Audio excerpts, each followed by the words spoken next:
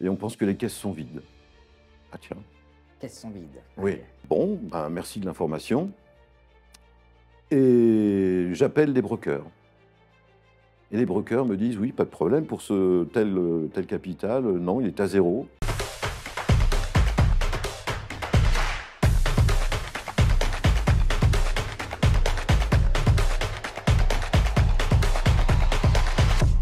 Parlons business et parlons justice. Aujourd'hui, dans le monde des affaires, hélas, il peut y avoir des escrocs, mais il y a aussi les victimes. Comment faire lorsqu'on subit un préjudice? Comment s'adresser à la justice? Comment être épaulé dans des situations qui sont souvent bien complexes? Eh bien, j'ai peut-être une solution pour vous. Alain Pietri, bonjour. Bonjour. Vous avez créé maindejustice.com. Alors, si je Tout à résume, fait. vous êtes un tiers de confiance entre la victime d'une escroquerie et la justice, et vous guidez cette personne? Tout à fait, en estimant être l'interface indispensable pour la victime avec un monde qu'elle connaît très mal, Mhm. parce que bah, très technique, très extérieur à son quotidien. Et voilà, c'est de faire l'interface entre ces deux mondes. Et vous sélectionnez aussi l'avocat avec des critères précis. C'est vrai qu'on ne Exactement. sait pas aussi comment choisir son avocat. Non, c'est vrai, mais la victime va me donner le détail de sa situation, des faits, avec des pièces justificatives que je vais lui demander pour accorder la crédibilité à son affaire. Et je vais me mettre en quête d'avocats, en mettant le marché auprès de 4-5 avocats différents, et puis en choisir un, mais le choisir en étant le seul intervenant au nom de la victime, Ouais. pour être sûr du vocabulaire utilisé, et pour être sûr qu'effectivement l'avocat reste dans le cadre que je lui ai défini Mm. au nom de la victime. Et vous réfléchissez à la mise en place de la stratégie. C'est très important dès le Tout à fait. départ d'être sur les bons rails. C'est Bien ça? sûr, exactement. Cela se fait avec l'avocat, Ouais.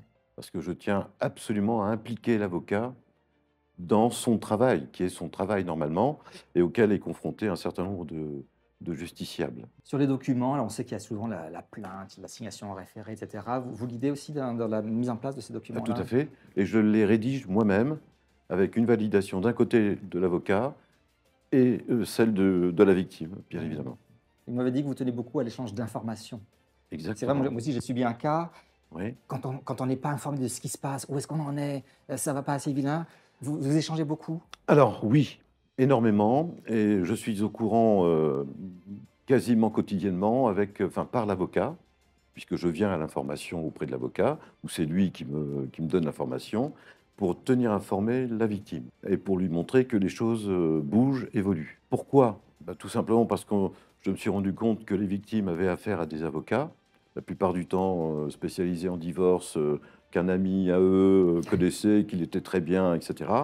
Et finalement, un avocat qui va écouter le justiciable, qui va s'exprimer avec son émotionnel, l'avocat restant très technique dans son vocabulaire, Mmh. va le rassurer en disant qu'il a compris, Mmh. même s'il n'a pas compris, et il va mettre le dossier dans un coin du bureau en ayant évidemment demandé de signer la lettre d'engagement Mmh. avec une première provision d'honoraires. Et puis après, le temps va s'écouler. Mmh. Mais il s'écoule parce que le dossier du justiciable est sur le coin d'un bureau. Il ne va pas bouger. Par contre, le justiciable va recevoir, pendant ce laps de temps, quelques provisions d'honoraires qui seront demandées par l'avocat. Ça, on n'oublie pas, Voilà. les délais sont respectés, Alors, il ne là. faut pas plus d'informations pour le justiciable de penser que son dossier évolue, puisqu'on lui demande des provisions d'honoraires. Mmh. Ce qui n'est pas du tout le cas, parce qu'il est toujours sur le coin du bureau. Alors, je voudrais qu'on s'intéresse à votre histoire. Oui, Pourquoi vous avez créé maindejustice.com? Eh bien, parce que votre employeur de l'époque a escroqué des clients oui. et vous a dit, bah, il faut aider ces clients victimes d'escroquerie. Ah ben, je ne pouvais pas laisser mes clients dans ce genre de situation. J'avais été escroqué moi-même par ces deux dirigeants, Ouais. un franco-suisse et un français, Mhm. installés en Suisse, et qui m'avaient demandé de développer le marché français pour y installer une filiale. Bon, j'avais trouvé l'idée très intéressante. J'ai signé avec eux un contrat en janvier 2011, et je ne commencerai à travailler qu'en juillet 2011. Je vérifiais ainsi que l'entreprise était toujours bien opérante. Mhm. Petite précaution de ma part.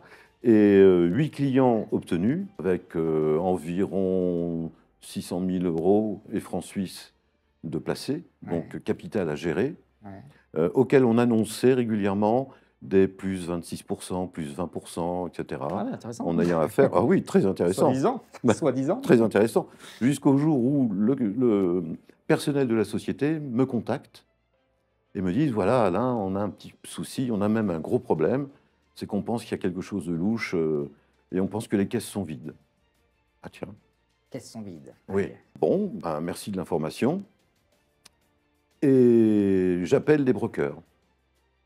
Et les brokers me disent, oui, pas de problème, pour ce tel capital, non, il est à zéro. Celui-ci à zéro, celui-ci à moins. Je dis, mais c'est pas possible. Si, si. Ah, d'accord. Donc, qu'est-ce que je fais? Qu'auriez-vous fait? Je me dis, qu'est-ce qui se passe? J'essaie d'appeler un salarié de l'entreprise, vous? Oui? Ben non. Non? Moi, j'appelle le client. Ah, c'est vous qui avez dit. Oui. Et j'annonce au Escroquerie. client, bon, j'ai un souci, voilà ce qu'il en est, je me suis renseigné, Mhm. voilà la situation. Ah oui. Et puis là, grand silence. Très, très remarquable hein, au téléphone. Hein. C'est comme une analyse graphologique. Hein. Ouais, ouais. Et là,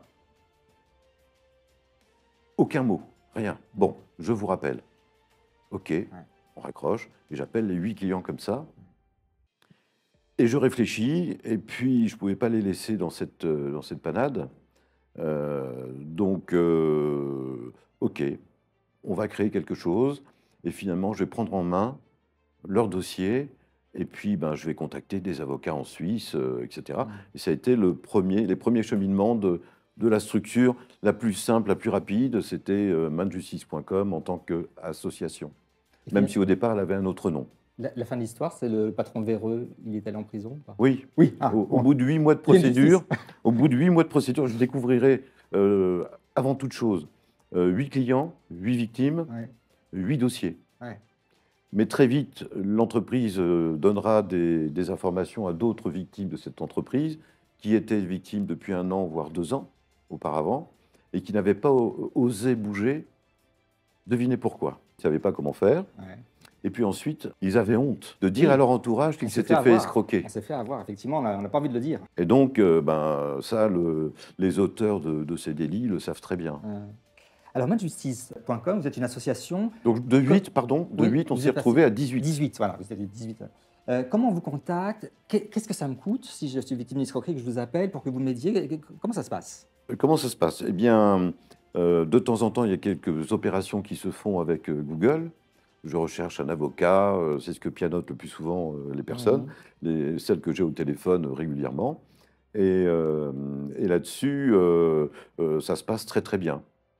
Il y a une sélection à faire, Mhm. parce qu'il y en a qui se sont fait avoir, d'autres non, mais c'est plus compliqué, Mhm. etc. Donc il y a un certain écrémage à réaliser. Et puis ensuite, eh bien, c'est de leur proposer la solution manjustice.com. Et vous vous rémunérez comment, vous, au final? Alors, avec ce qui reste, avec ce qui reste, puisqu'il y a les honoraires de l'avocat qui aura été sélectionné, et puis en même temps, bien, ce que donne Sur les indemnités sur le travail réalisé. travail. Je tiens énormément à faire un travail au taux horaire. Mhm. Habitude qui était chez les avocats courante, qui s'est perdue. Je ne sais pas pourquoi. C'est forfaitaire maintenant. Voilà. Donc 240 € de l'heure, hors taxe, sur un travail, par exemple sur un dossier de conclusion à réaliser, ça va faire à peu près entre 500 et 700 €. Vous avez être victime, c'est pas une fatalité finalement, c'est un statut quand même qui est reconnu par la justice. C'est important Alors, de le signaler. Hein. c'est un total statut, bien C'est un évidemment. statut. Ah oui, complètement. On est victime, on n'est pas un justiciable lambda qui a envie d'avoir affaire à la justice. Non, non, c'est un véritable statut. Il y a des règles, des lois qui existent, qui sont applicables ou qui ne sont pas applicables, d'où cette nuance qu'apporte le juge d'instruction ou le juge du tribunal qui va décider de façon un peu moins, comment dire, directe que celle à laquelle on aurait pensé. En tout cas, si on veut en savoir plus, on peut aussi lire votre livre, Justice, es-tu là? Oui. Vendu à 100 000 exemplaires, c'est ça? 169 000 exemplaires. 169 000 exemplaires Oui. depuis juin 2022, aux Exact. éditions Baudelaire. Et alors, quand même pas de chance, Ça s'est mal passé avec votre éditeur. Ben Je ne voilà. sais pas s'il y a eu fraude, mais ça s'est mal passé. Je ne sais pas, il y a eu fraude pour moi, mais c'est pas grave. Simplement, c'est que j'ai contacté maindejustice.com. Vous-même, Voilà, vous a répondu facilement. Hein. exactement, tout à fait. Et puis, en redonnant tout le détail de ce qui m'arrivait, des éléments que j'avais en ma possession, je me suis dit, c'est pas possible. Là, il y a tromperie. Ah, ça tromperie. Tromperie. Vous signez un contrat, compte éditeur, c'est-à-dire que l'éditeur se propose de tout faire pour vous. Génial, super. Il vous rémunère, bien sûr. Et puis là-dessus, au bout de quelques mois, vous le félicitez parce que vous êtes à 68 000 exemplaires sur une des 6 enseignes dans lesquelles le livre est distribué. Et en guise de réponse, vous apercevez le lendemain en allant sur le site de cette enseigne à qui vous avez demandé de ressortir les résultats des ventes. Ouais. Il n'y a plus de résultats. Tiens, Étonnant. étonnant. Et puis, quelques temps après m'être manifesté auprès de cette enseigne, j'obtiens un nouveau résultat. On passe à 29 000 exemplaires, au lieu de 68 772 réalisés. Intéressant.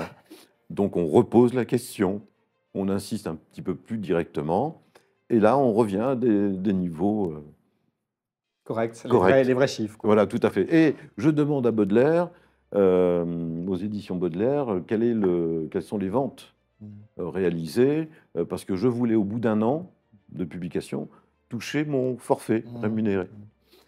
Et là, Baudelaire me répond, vous avez vendu 15 exemplaires. C'est une petite fraude entre le 15 et 168 000. Oui, évidemment. Donc ça peut, voilà, c'est la preuve que Et ça peut arriver à ça peut arriver à tout le monde. tout auteur, jeune auteur, qui, tout content d'avoir publié, eh ben, estime que ça y est, il a sa contrepartie vis-à-vis de son entourage. Bon, par contre, ça gêne un peu parce qu'on n'a pas plus d'argent qu'avant. Bon. En tout cas, auteur ou pas, les justiciables ont un statut de victime et maindejustice.com peut venir les aider. Exactement. Eh bien, merci d'être venu sur le plateau de Parlons Business. Mais je vous en prie. Alain Pietri. Merci à vous. Merci de nous avoir suivis. Nous on se retrouve bientôt pour un nouveau numéro.